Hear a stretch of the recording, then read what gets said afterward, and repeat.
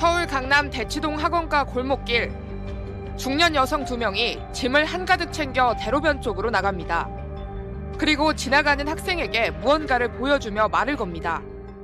서울 강남 학원가에서 고등학생들에게 집중력이 좋아진다며 음료를 나눠주는 바로 이 장면. 그런데 이 음료 알고 보니 마약 성분이 들어있었습니다. 마약 음료 박스를 들고 2인 1조로 돌아다니면서 학생들에게 이게 기억력이 좋다, 이게 집중력을 강화시킨다, 이런 음료라면서 시음을 권했다고 합니다. 음료수 병에는 유명 제약사 이름까지 떡하니 붙여 있었고요. 조금 조잡해 보이긴 하지만 이 음료에 마약이 들어있을 거라고는 누구도 상상을 못한 거죠. 그렇죠. 대낮에 학원가에서 학생들에게 마약을 버젓이 나눠준 거라서 이거 진짜 충격적입니다. 범행 장소일 때는 일부 제약사들이 그 전에도 기억력 개선 영양제와 신약 홍보를 위한 시음 행사를 자주 진행하는 곳이었대요. 그러니 뭐 학생들은 아무 의심 없이 무료로 주는 음료를 마셨겠죠. 네. 목격자에 따르면 음료수를 나눠주면서 그 자리에서 마시도록 권했고, 학생이 안 마시면 시음 평가를 해주면 추첨을 통해서 상품권을 주겠다, 이런 말로 그 자리에서 마시겠다는 겁니다. 학생들이 두세 차례 거절을 하니까 언성을 높이면서 먹어봐라. 언성은 또 왜 놓고? 그러니까요. 저 이게 이해가 안 돼요. 먹어! 기억력 좋아진다니까! 뭐 이런 거 아니에요. 짜증을 냈다는 목격담도 들려왔습니다. 그리고는 구매 의향 조사를 하겠다면서 학부모 연락처를 받아간 거죠. 네. 이때까지만 해도 뭐 불특정 다수에게 마약을 무상으로 줘서 잠재적인 마약 구매자를 늘리려 했던 이런 범죄로 보였지만, 이게 알고 보니 마약과 보이스피싱이 결합된 신종 범죄로 드러났습니다. 학부모의 연락처로 문자를 보내서 우리가 당신 아이에게 마약을 먹였다. 우리에게 협조하지 않으면 자녀가 마약을 복용한 걸 신고하겠다. 이런 협박을 한 거예요. 네, 어떤 피해자에게는 전화로 네 아이가 학원으로 들어가면서 마약을 투약했다. 500만 원을 들고 어디로 나와라. 심지어는 1억 원까지 요구를 했다고 합니다. 마약 투약을 신고하면 경찰 조사를 받아야 하고 입시에 불리하게 작용할 수 있다는, 입시에 민감한 이 학생과 학부모의 심리를 이용한 범죄로 보입니다. 네, 그런데 범죄 조직의 수법이 통하지는 않았죠. 지난 4월 마약 음료를 마신 피해자는 총 8명, 학부모 1명과 학생 7명이었고요. 협박을 받은 피해자들은 곧바로 경찰에 신고를 했습니다. 경찰이 피해자를 상대로 마약류 간이 시약 검사를 진행했는데 실제로 필로폰과 엑스타시의 양성 반응이 나왔다고 합니다. 이들 일당이 또 다른 곳에서 마약 음료를 나눠줄 수 있다는 우려가 커지면서 학원가와 학교에서는 비상이 걸렸고, 경찰에서 마약 음료 운반책 4명을 추적한다는 사실이 대대적으로 뉴스에 보도가 됐습니다. 다행히 범인들은 금방 잡혔습니다. 경찰이 인근 폐쇄회로 CCTV와 피해자 진술을 토대로 용의자를 추적한 끝에 40대 여성 1명을 검거했고요. 이후 일당 2명이 자수를 하면서 이 일에 가담했던 마지막 1명까지 모두 경찰 조사를 받았습니다. 조사를 해보니 모두 마약이 든 음료인 줄은 몰랐다고 진술을 합니다. 네, 그저 고액의 아르바이트인 줄 알았다고 얘기를 한 거죠. 정말로 마약 음료인 줄 모르고 한 건지 경찰에서 확인을 했는데, 20대 여성 1명은 그 전부터 이 조직에서 보이스피싱 수거책으로 일을 해왔다는 겁니다. 하지만 그 외의 3명은 구인구직 사이트에서 구인글을 보고 단순히 시음행사 아르바이트인 줄 알고 한 걸로 이렇게 확인이 됐습니다. 혼자서 아이 셋을 키워 하루하루가 빠듯한 선미 씨에겐 해외여행은 그저 꿈일 뿐이었습니다.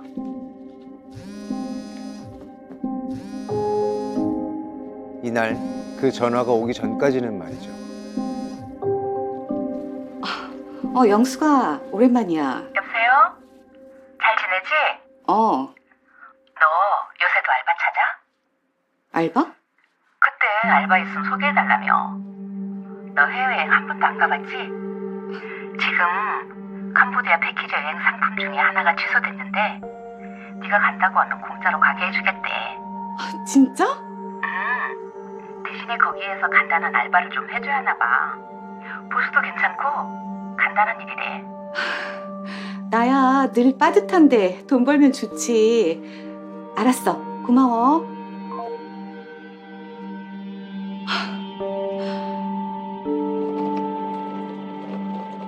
태어나서 처음 가는 해외여행인데다가 돈까지 벌 수 있다니 너무 설렜다고 해요.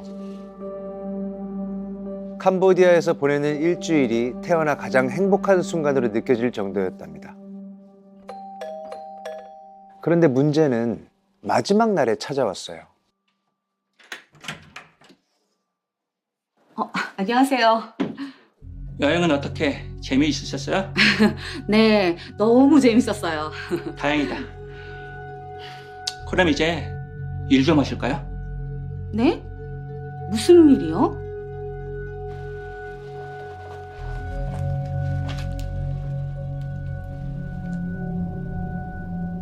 이걸 한국에 입국하실 때 속옷 사이에 한 개 섞어서 가지고 가시면 돼요. 이게 뭔데요? 이게 공업용 다이아몬드인데 세관에 신고해서 들어가면 그 절차가 너무 복잡해져요. 제 말이 무슨 말인지 아시겠죠? 아, 대신에 이거 운반만 해주시면 제가 300만 원 드릴게요. 300이요? 아, 그렇게 많이 주시게요? 아니, 이 세상에 공짜가 어딨겠습니까? 그럼 자, 이만 가볼게요. 일주일 동안 극진히 대접을 받은 데다가 운반비까지 챙겨준다니 불안하지만 그냥 해보기로 한 겁니다. 그래서 결국 선미 씨는요, 귀국하는 날 이 수상한 물건을 속옷에 숨기고 비행기에 올랐습니다. 네, 필로폰 각각 100g을 양쪽에 나눠서 총 200g을 몸에 지니고 들어온 겁니다. 공항에 들어서는데 얼마나 긴장되고 떨렸을까요? 아무리 뭐 괜찮을 거야라고 했지만. 근데 이때는 잡히지 않았습니다. 선미 씨도 뭐 내심 걱정을 했지만 아무 일도 없이 지나가고 뭐 알바비도 많이 벌었으니까 행운이라고 생각했을지 몰라요. 하지만 그 행운은 오래가진 않았습니다. 단순 마약 투약자가 검거가 되면서 소매 측부터 유통책까지 줄줄이 엮여서 나오니까 결국에는 뭐 해외 마약 운반책으로 활용된 선미 씨까지 잡히게 된 거죠. 네.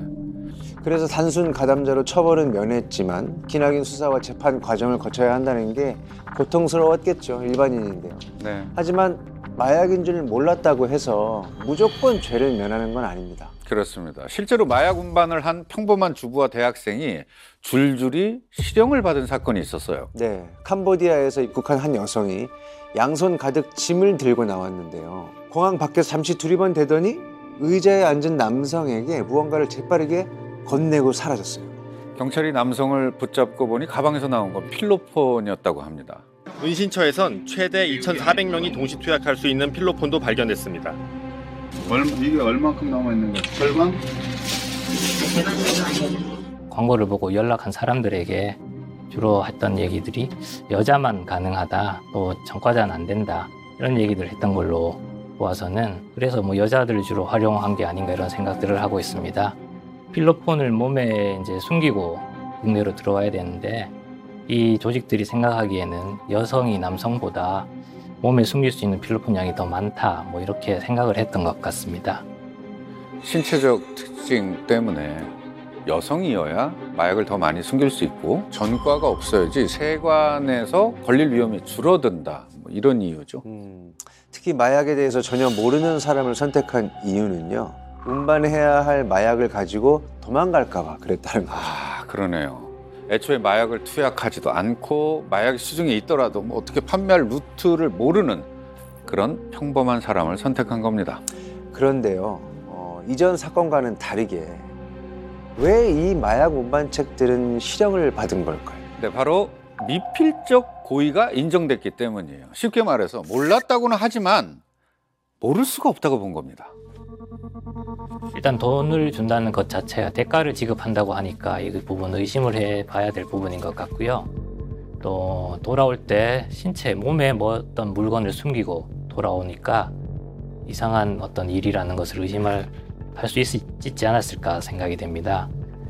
네, 그래서 뭐 사안에 따라서 차이는 있겠지만 이 사건에서 마약 운반책을 했던 사람들 3년에서 4년 정도의 실형을 받았다고 합니다.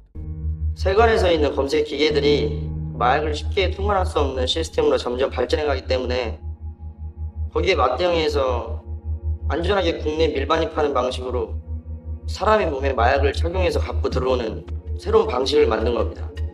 이 공항에서 마약을 걸러내는 시스템이 발전을 하다 보니 거기에 맞춰서 안 걸리는 또 새로운 방식을 만들어냈다는 겁니다. 네, 그게 바로 사람들 속에 마약을 숨겨서 들어오는 방식입니다. 사람을 운반 도구로 이용하는 거죠. 아무런 죄의식 없이. 누군가는 한순간에 범죄자가 될 수 있는 건데 참 씁쓸하기도 합니다. 그런데 안타까운 건요. 마약 조직에서 마약 운반책으로 꿰어낸 사람들의 특징이었습니다. 운반책으로 이용된 사람들 가운데 주부들이 꽤나 있었는데 이들은 또 주로 경제적으로 좀 어려움에 처해 있는 사람들이 대다수였던 것 같습니다. 무직이거나 정기적인 어떤 수입원이 좀 불명확한 사람들, 그런 사람들이 주로 있었던 것 같고, 기초생활수급자 수준의 어떤 경제적 어려움을 겪는 사람, 그리고 남편 없이 혼자 생활하는 사람, 또 유치원생 자녀를 둔 사람, 그런 사람들도 있었던 걸로 확인되었습니다.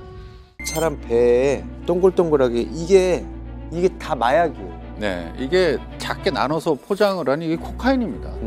이걸 몸속에 넣어서 운반을 하는 바로 바디패커죠. 네, 바디패커.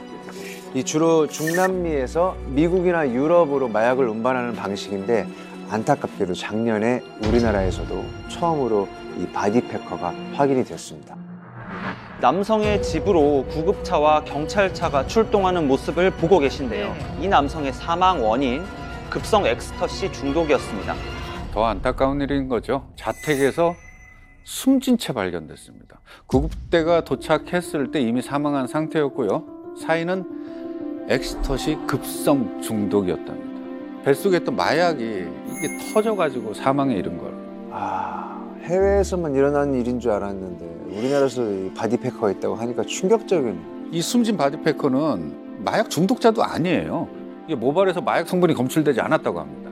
그저 평범한 50대 남성이었는데 돈을 벌기 위해서 이 바디패커를 했다가 사망한 걸로 추정하고 있습니다. 네, 돈을 벌기 위해 이제 목숨까지 건 겁니다.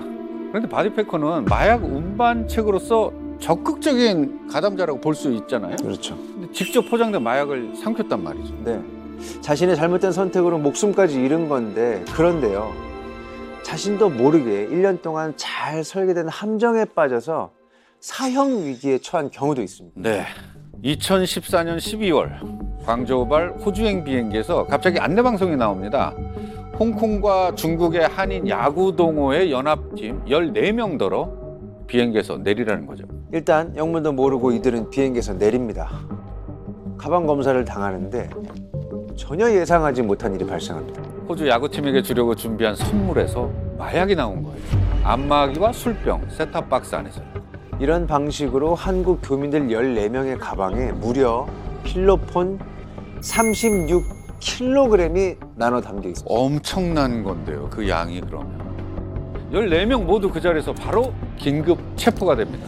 이 사건의 전말을 들으면 진짜 소름 돋습니다. 네, 너무너무 치밀해요. 안 당할 수 없습니다, 제가 볼 때. 무려 1년이나 공을 들였다고 합니다. 그 설계자는 바로 호주의 독지가 행세를 한 최 씨였다고 합니다. 한인 야구 동호회에게 항공료와 숙박비를 모두 무료로 지원해준다고 하면서 호주 원정 경기를 주선한 건데요. 이 팀이 호주에 가기 전에 무려 3차례나 예행 연습도 했다고 합니다. 네, 먼저 한인 야구 동호회 임원 2명을 돈으로 포섭한 뒤에 이 사람들이 야구 동호회 사람들과 호주 원정 경기를 자연스럽게 추진했다고 합니다. 그리고 먼저 광동성 연합팀이 1차 친선 경기를 하기 위해서 호주에 다녀왔고 2차, 3차 친선 경기는 호주 팀이 또 왔다고 해요. 네, 이때도 호주로 갈 때 현지에서 선물을 소량 구입해서 갔는데 이 안에 마약을 넣어간 게 아닐까 추정하고 있습니다. 미리 조금씩 마약을 운반해서 공항에서 걸리는지 걸리지 않는지 예행 연습을 해본 걸 수 있는 것 같아요. 네, 그리고 드디어 4차 원정 경기를 하러 가는 날 4개의 야구 동호회 연합팀이 모두 호주에 가게 됐고요. 이때 마약을 대량 운반하려다가 적발이 된 겁니다. 몰랐던 사람도 아니고 친한 동호회 회원이 주선을 했고 이미 3차례나 아무 문제 없이 왕래하면서 친선 경기도 치렀고 의심할 수 없죠.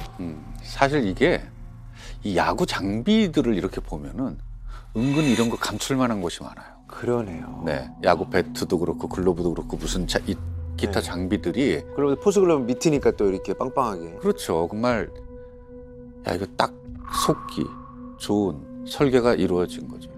게다가 이 문제가 이 일이 벌어진 게 바로 중국이라는 겁니다. 중국은 영국과 아편 전쟁까지 치른 아픔 때문에 마약에 대한 처벌 수위 굉장히 높습니다. 네. 1인당 소지한 마약이 50g을 넘으면 사형에 처해진다고 합니다. 그런데 이 야구 동호회 사람들 14명이 각자 운반한 마약의 양이요. 무려 1.5kg. 사형 기준의 30배 양입니다. 자, 그런데 왜 야구 동호회였을까요? 1년 동안 공을 들여서 야구 동호회를 선택한 이유는 뭘까? 세관 통과를 위해서라도 좀 일반인들이 이제 표적이 되었던 것 같습니다. 세관 직원들이 봤을 때 좀 의심을 덜 하지 않을까 싶습니다. 그래서 더 이제 어떤 확인 같은 작업을 좀 더 소홀히 할 수도 있을 것 같고요.